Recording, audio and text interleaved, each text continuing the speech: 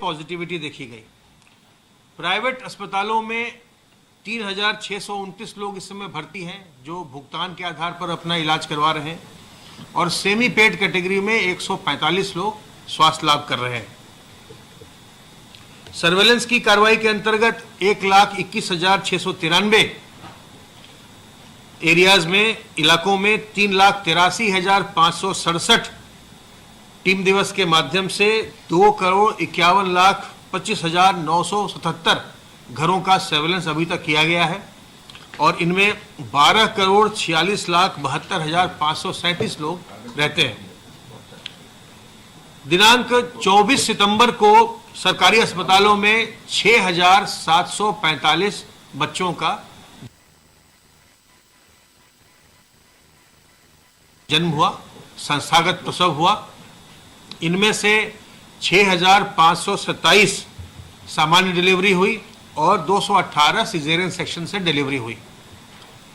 एक जो महत्वपूर्ण बात मैं आपसे बार बार बताता हूं कि अगर बहुत आवश्यक नहीं हो तो आप अपने घर बैठे ही चिकित्सकों की सलाह प्राप्त कर सकते हैं, और इसके लिए ई संजीवनी पोर्टल से आप घर बैठे डॉक्टरों से वीडियो कंसल्टेशन, वीडियो कॉन्फ्रेंस के द्वारा आप उनसे सलाह प्राप्त कर सकते हैं, परामर्श प्राप्त कर सकते हैं। आपको वो उसी पर आपको वो प्रिस्क्रिप्शन दे देते हैं, आपके फ़ोन पर या आपके कंप्यूटर पर आपका प्रिस्क्रिप्शन भी चला आता है, और इसको प्रदेशवासियों ने काफ़ी इस्तेमाल किया है।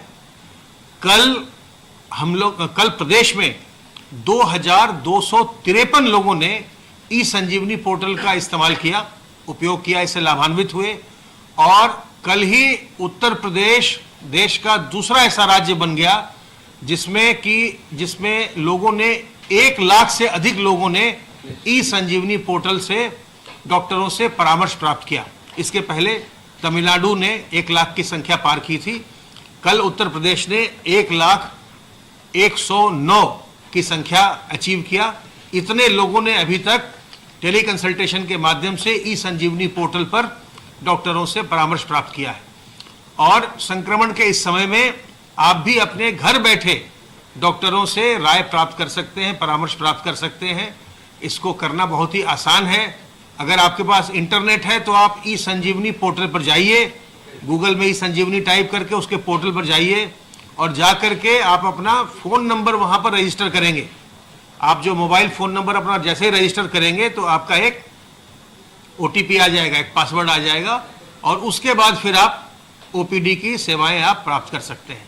तो ये इसके लिए फिर आपको घर से बाहर भी नहीं जाना पड़ेगा, घर बैठे आप डॉक्टरों की राय प्राप्त कर सकेंगे। जब तक कि इस संक्रामक बीमारी की कोई वैक्सीन नहीं आती है तब तक सावधानी बरतिए, और जो तरीके हैं बचाव के उनका प्रयोग करके आप संक्रमण से मुक्त रहिए। संक्रमण को अपने पास आने मत दीजिए। अपने हाथ को साबुन पानी से बार बार साफ करते रहिए। अपने मुंह और नाक को ढक कर रखिए, मास्क से ढकिए, रुमाल से ढकिए, गमछे से ढकिए, दुपट्टे से ढकिए, ढक के रखिए। और कहीं भी सार्वजनिक स्थल पर जाइए तो लोगों से, चाहे आपका कार्यस्थल हो, चाहे बाजार हो, चाहे और कोई भी जगह हो, जहाँ भी जाइए लोगों से 2 गज की दूरी बनाइए। यदि आप ऐसा करेंगे तो आप संक्रमण से बचे रहेंगे। और गर्म पानी का सेवन करिए, इससे आप जल जनित रोगों से भी बचेंगे, और आपको उससे आपकी इम्यूनिटी भी बढ़ेगी, और जो गले वगैरह में जो कभी आपको हल्की फुल्की खांसी वगैरह होती है वो सब ठीक हो जाएगा। तो गर्म पानी का सेवन करिए, गर्म पानी और नमक से गरारा करिए, ये भी फायदेमंद है। और नीम की पत्तियों का खूब सेवन करिए। नीम की पत्तियों का सेवन मैं भी करता हूं, आप भी करिए। तो अगर आप सावधानियां बरतेंगे और जो बचाव के तरीके हैं उनको आप अपनाएंगे, आप स्वस्थ रहेंगे, संक्रमण से मुक्त रहेंगे, तनाव मुक्त रहेंगे, स्वस्थ रहेंगे, प्रसन्न रहेंगे। अब मैं अनुरोध करूंगा अपर मुख्य सचिव गृह से।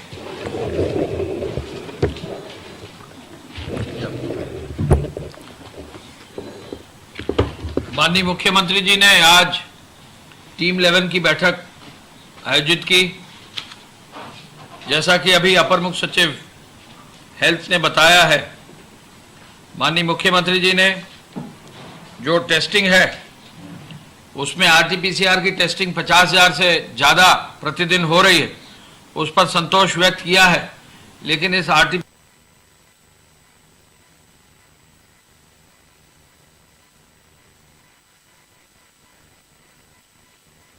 की टेस्टिंग को और मजबूत करने के लिए उन्होंने आज निर्देश दिया है।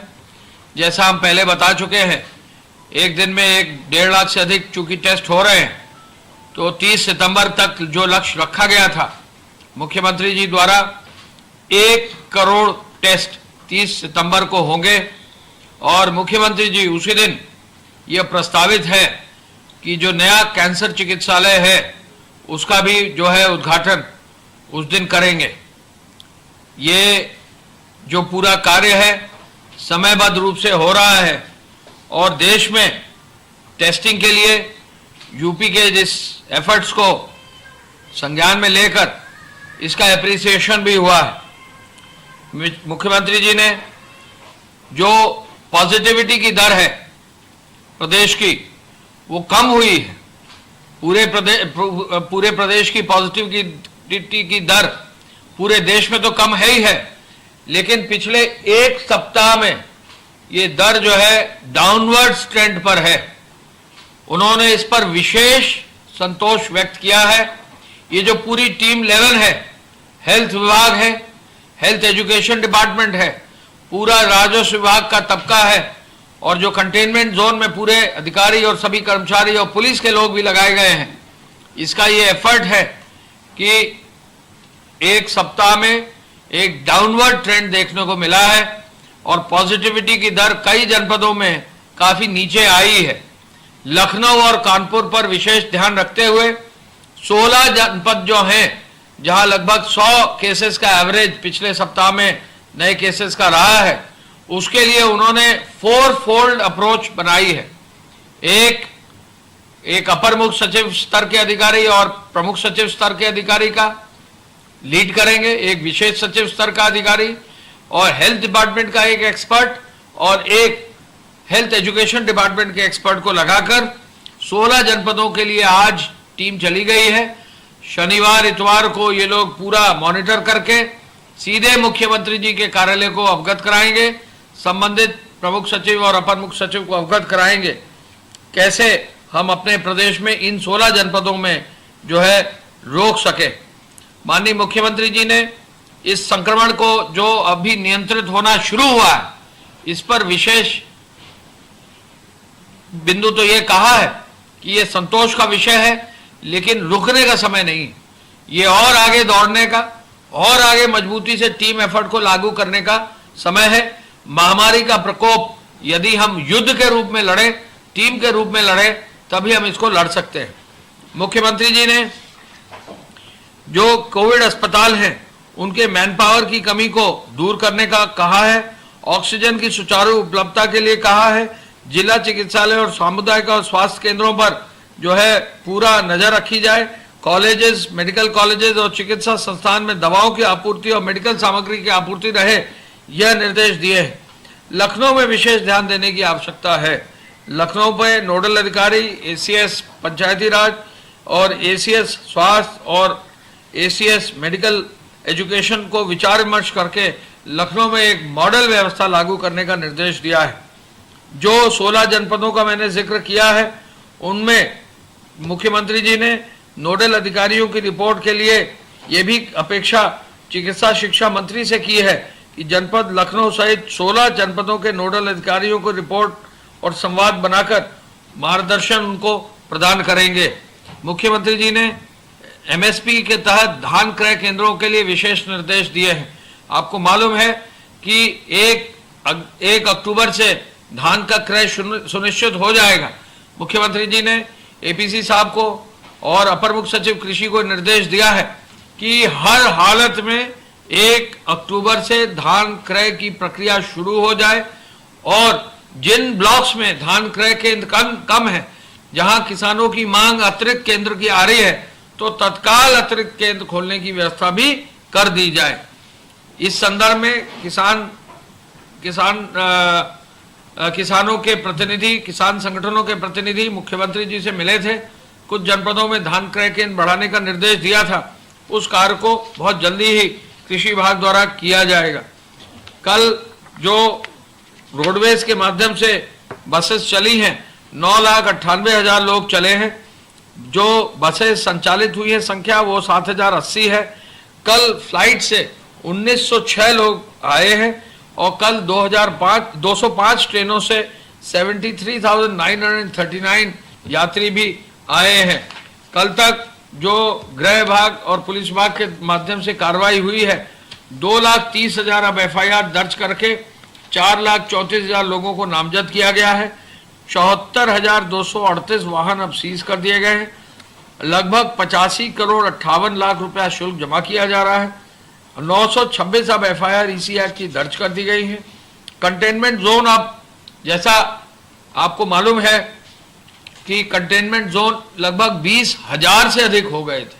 अब चूंकि पॉजिटिविटी की दर घटी है, एक्टिव केसेस के नंबर्स घटे हैं, तो कंटेनमेंट जोन की संख्या भी आज 210 कंटेनमेंट जोन घटकर 18,510 हो गया है।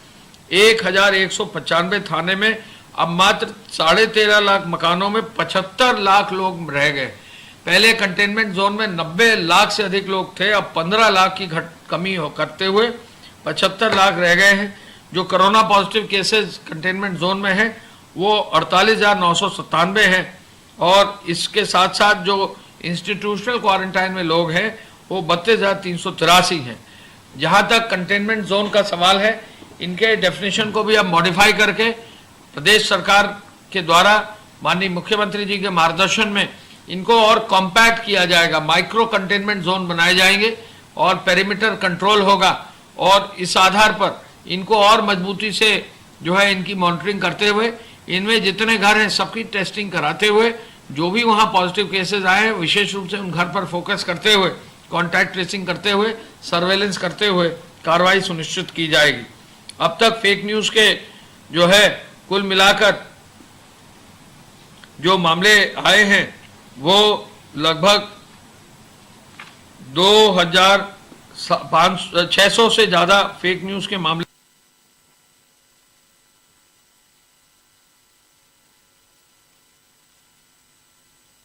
आए हैं। अब तक जो कंटेनमेंट जोन है उनमें ये भी हम कहना चाहेंगे कि इनमें जो खाद्य आपूर्ति की और आवश्यक सामग्री की आपूर्ति की सवाल है उसको विशेष रूप से ध्यान देकर कंटेनमेंट जोन में लगभग 15,000 से अधिक डोर स्टेप डिलीवरी दूध के, 19,370 फल सब्जी के, door step delivery provision store के 17,000 और प्रोविजन स्टोर के माध्यम से डिलीवरी के लिए 16,000 वैन्स या मोबाइल वैन्स लगाई गई हैं। आज ये भी हम आपको बताना चाहेंगे कि श्रमिकों के लिए जो 1,000 से अधिक की धनराशि दी जाती थी वो अब तक 33.9 लाख लोगों को दी गई है, यानी 339 करोड़ रुपया अब तक बांट दिया गया है।